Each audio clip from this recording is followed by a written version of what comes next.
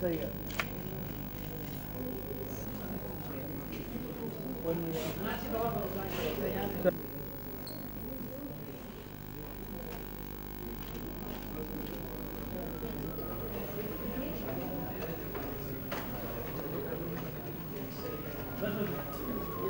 Producer of the film, Mr. Satyajit Tripathi, we would like to say some few words. Good evening, everyone.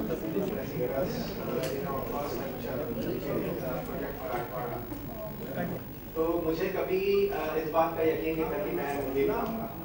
अलग अलग तरह के business किए और उसमें काफी आज जो भी मैं बन पाया यहाँ तक पहुँच पाया।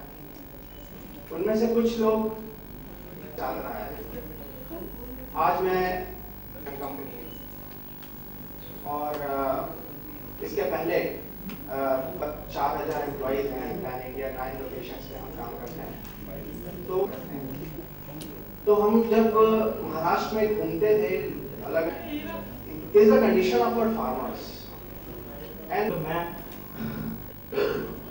नमस्कार और आप सबको नए वर्ष की शुभकामनाएं। सबसे पहले मैं प्रोड्यूसर डायरेक्टर को शुभकामनाएं देता हूँ इस प्रोजेक्ट के लिए। और गांव का जीवन जो है हम सबको पता ही है कि 90% हिंदुस्तान गांव में बसता है। मैं जयपुर के पास दिल्ली 6 की शूटिंग कर रहा था तो मेरा बेटा जो कि उस वक्त 12 साल का था वो शूटिंग पे आया तो मैं उसको गांव में ले गया। सडनली मैंने खेतों के बीच गाड़ी रोक दी सड़क के किनारे। आई सेड बेटा बाहर उतरो। बोला क्या हुआ? मैंने कहा नहीं बाहर आओ। मैंने कहा ये क्या है इधर? बोले खेत हैं। और मैंने कहा वो दूर क्या है? बोले गाँव। मैंने कहा शहर में तुम क्या खाते हो? बोला बाबा कोई पूछने की बात है, खाना खाता हो। मैंने कहा खाने में क्या खाते हो? रोटी खाता हूँ, सब्जी खाता हूँ, दाल खाता हूँ, चावल खाता हूँ, फल खाता हूँ। और पहनते क्या हो? कपड़े पहनता हूँ और क्या? मैंने कहा इनमें से कोई भी चीज शहर में पैदा नहीं होती। जो तुम खाते हो, जो तुम पहनते हो, वो सब गांव में पैदा होता है और शहर में आता है। तो हमें गांव की इज्जत करनी चाहिए, गांव वालों के बारे में सोचना चाहिए और बहुत मेहनत करते हैं।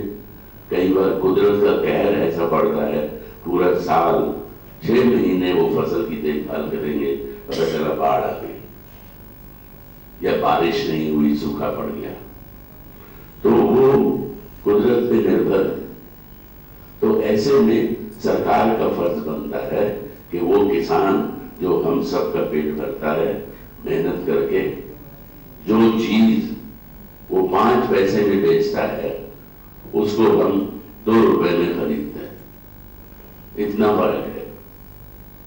कुछ 2-3 साल पहले पंजाब में आलू इतना ज्यादा हुआ था कि 50 पैसे किलो बिक रहा था। तो किसानों ने कहा ये तो हमको मंडी ले जाने में ही मुश्किल होगी, हमको ऊपर से पैसा डालना पड़ेगा। तो उन्होंने गुस्से में आके ट्रक भर भर के सड़क पे आलू फेंक दी as a protest to wake up the government. और सरकार से अगर पूछो कि साहब एक प्रदेश में इतना अनाज पड़ा सड़ रहा है और दूसरे प्रदेश में कमी है, तो वो अनाज दूसरे प्रदेश में क्यों नहीं जा सकता? ये शरद पवार जी से किसी ने टेलीविजन पे पूछा था और उन्होंने कहा कि संविधान में इसका प्रावधान नहीं है। ये तो शर्म की बात है। प्रावधान नहीं है तो प्रावधान लाइए। मतलब हम सब एक ही तो हैं। एक प्रदेश में अनाज सड़ रहा है और दूसरे में उसकी कमी है। एक जगह सब्जी 80 रुपए किलो बिक रही है, दूसरी जगह 10 रुपए किलो बिक रही है।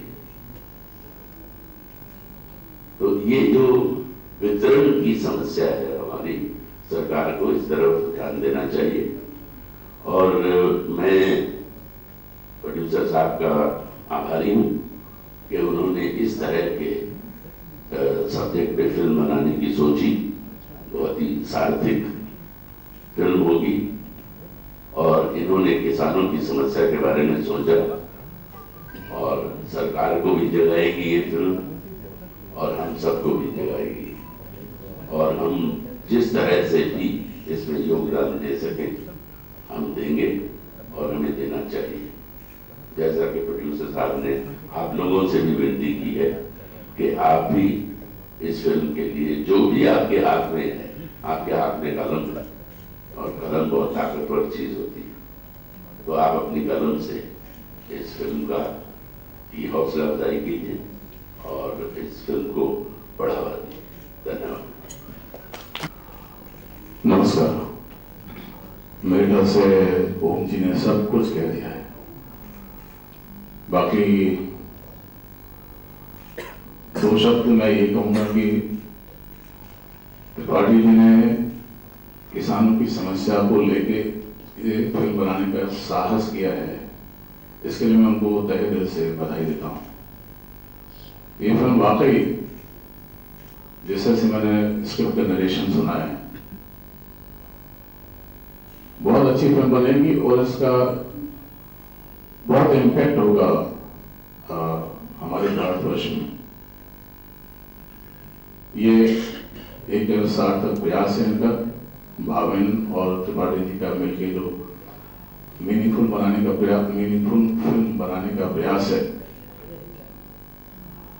मैं कोशिश करता हूँ, कोशिश मेरी ये रही है कि अब कमर्शियल सिनेमा के साथ साथ में सार्थक सिनेमा के साथ में जुड़ूं और उसी सोच के तहत मैं जब मैंने सुना कि ओम जी भी इस फिल्म से जुड़े हुए हैं तो मैं इमीडिएटली इस फिल्म से जुड़ गया और मेरी कोशिश रहेगी कि आपको इस फिल्म में एक नया गोविंद नाम जो दिखाई दे। Thank you very much. Photo कर लो फिर बाइक कर लेंगे।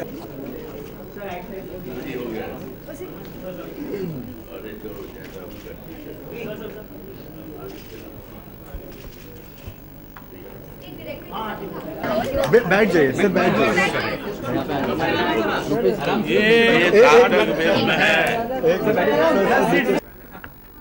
Are you rolling? Everybody? Yeah, start. Everybody rolling? सबसे पहले तो फिल्म के सब्जेक्ट के बारे में जानना चाहूँगा। जब आपके पास आया तो क्या आपका रिएक्शन था? देखिए, हम सब लोग जानते हैं कि हिंदुस्तान गांव में बसता है। 90% आबादी जो है वो गांव में रहती है, देहातों में रहती है और हम जिस भी चीज़ का इस्तेमाल करते हैं, चाहे वो अनाज हो, सब्जी हो, दालें हो, चावल हो, वो सब गांव से आता है। शहरों में कुछ पैदा नहीं होता।